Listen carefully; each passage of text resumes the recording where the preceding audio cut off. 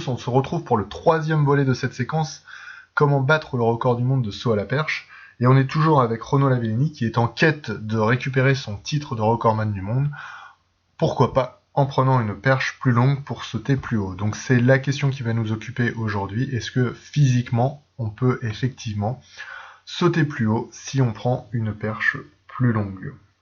Alors pour répondre à cette question, on va faire une analyse énergétique. Alors dans un premier point, on va revenir sur les différentes formes d'énergie que vous avez normalement vues depuis la classe de 6e. Alors je vous invite à, encore une fois, vous notez le titre de la leçon, vous notez ce que vous devez retenir sur votre cours. Donc vous devez retenir ces 7 formes d'énergie: l'énergie électrique, l'énergie lumineuse, l'énergie chimique qu'on trouve dans les aliments qui nous permet notamment de faire du sport. On la trouve également dans les piles, ou dans d'autres produits chimiques. Vous devez également connaître l'énergie potentielle qui est liée à la hauteur, l'énergie cinétique qui est liée à la vitesse, l'énergie nucléaire qu'on trouve dans les étoiles et dans les bombes atomiques, et également l'énergie thermique, la chaleur.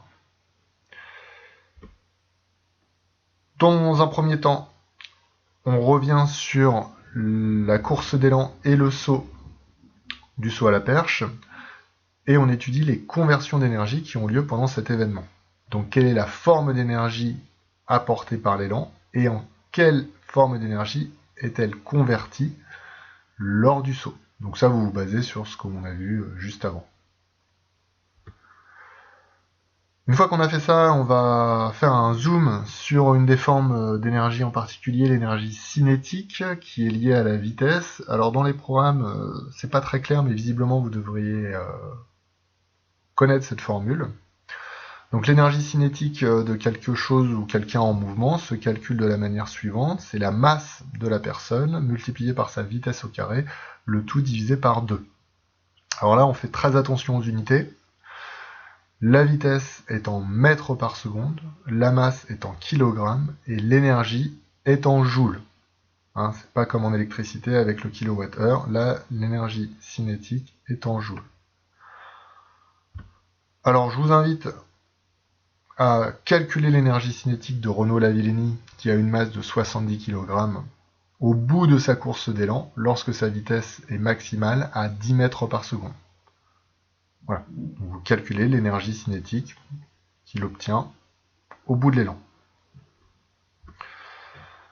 Sachant que l'énergie se conserve, l'énergie elle ne disparaît pas, elle passe d'une forme à l'autre, donc là, l'intégralité de l'énergie cinétique se convertit en énergie potentielle.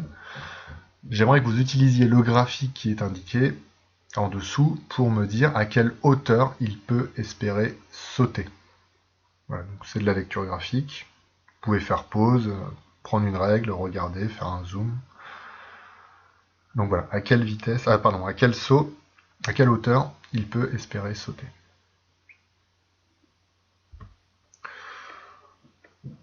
La séquence est maintenant terminée. Donc d'après tout ce que vous avez vu, je vous propose de réfléchir à un conseil que l'on peut donner à Renaud Lavillenie pour espérer redevenir le recordman du monde du saut à la perche. Sur quel point il doit travailler? Est-ce que c'est en prenant une perche plus longue ou est-ce que c'est en travaillant un point technique en particulier?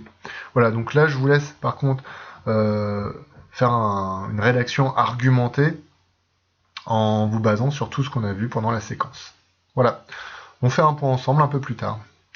Allez, bon courage, au revoir.